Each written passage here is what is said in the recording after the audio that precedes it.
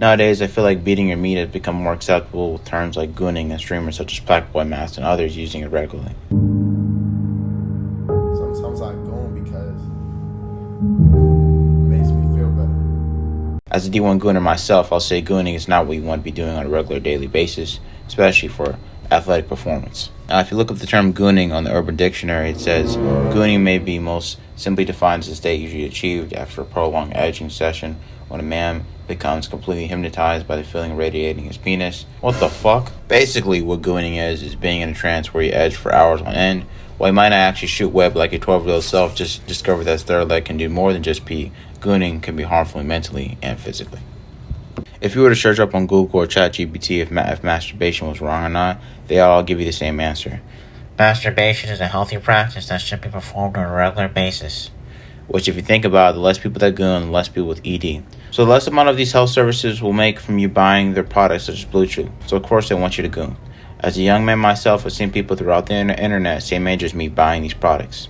If you are under the age of 35 and you are considering buying Blue Chews because of the massive influx of marketing that they have begun on this app, I need you to ask yourself one question.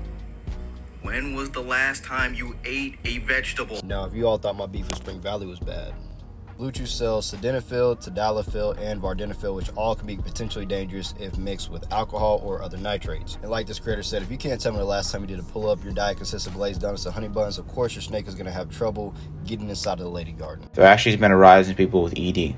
So from a health and moral standpoint, being your meat or gooning is a bad habit that you need to break. Physically speaking, you're releasing energy into something that can be put towards something else, like doing your homework or working out, or wondering why you still don't have a girlfriend. You don't want to Kamehameha all over the toilet seat. I'm sure your sperm cells want coochie just as much as you do. Then there's time management. Excessively gooning all day takes time that you could spend doing something else. And I know most of you probably do it as a nightly activity because you can't go to sleep.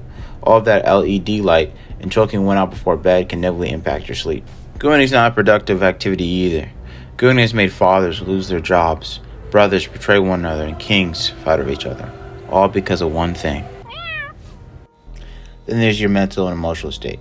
You might be doing it to distract yourself from other things in your life. Maybe you found out that girls actually do fart, or that GTA 6 won't be released for the next decade. We all had that moment after beating our meat to the 1980s aerobic girls in the back of the Kmart magazine. That feeling of guilt and shame that washes over you, vowing to yourself that you'll never do it again. Putting your hand on the Bible, and in 10 minutes, you wind up just doing it again. Now the reason I titled this video the way I did is because sexual desire can mess up your training performance mentally more than physically. Physically speaking, you may lose a little testosterone here and there, but most of the negative effects are going to come from the shame and guilt you feel afterwards. You're not going to want to train that day. You're not going to want to do anything that day.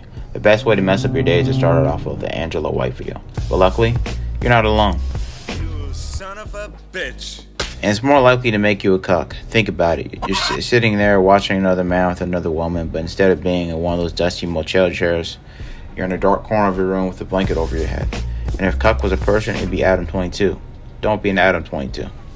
Around 90 to 95% of men globally have beaten their meat. Now that percentage doesn't surprise me, but what does surprise me is the Asians over there. It's around that 70 to 75% mark. And if you know anything about Japan, you know they're one of the top countries with the most amount of professional gooners. I mean, look at Uncle the camera. I thought he was trying to see Pluto with that scope that long. My boy's camera is built like Pinocchio's nose. The only reason Asia is the lowest is because of places like China, porn isn't allowed, and Japan's porn is pretty ass because of all the censorship, and every girl screams like she just enrolled in middle school. Not that I would know, though. Now, I wanted to see what it was for the women, and I'm surprised to find out that it was as high as it was. Now, these studies don't report masturbating as a habit, but rather experiencing it at least once in their life. So that these graphs don't show the amount of women and men who beat their meat on a daily basis. And the thing about it is that you're susceptible to gooning everywhere. Twitter, Instagram, TikTok. These might as well be bootleg porn sites. Now I'm going to give you guys a story on why you shouldn't goon or beat your meat for those who are still sitting dry on doing it. This story doesn't have anything to do with me, of course. But a long time ago, a friend of mine, we'll call him Mike Hunt, he was choking his chicken like it was a religious practice. Now when you beat your meat or orgasm, you'll notice some bodily changes. Your blood pressure and heart rate will increase. And if you goon or beat your meat too much, you'll develop headaches. Because of these headaches, my friend started balding due to the fact he would itch his head every time he had one. He was taken to the emergency room on two accounts because his blood pressure was way above normal. And that was partially due to the 8 energy drinks he drank that day. And now he can't see a girl wearing yoga pants without his second head acting up. Whoever came up with yoga pants is a man of culture. Now, you probably wanted to know whether Mike got over his addiction or lived a happily ever life, but his ending to the story is about as predictable as Timothy and Beautiful Boy. To this day, he's still a gooner. He actually just recently got drafted into the NGL, National Gooner League. He's probably gooning to this video right at this moment. In my opinion, gooning is worse than masturbation. The whole point of masturbation is to have your fun time and then get back to being productive. But with gooning, you do it for hours on end, non-stop, in hypnotic trance that Glow Like the Destroyer couldn't get you out of.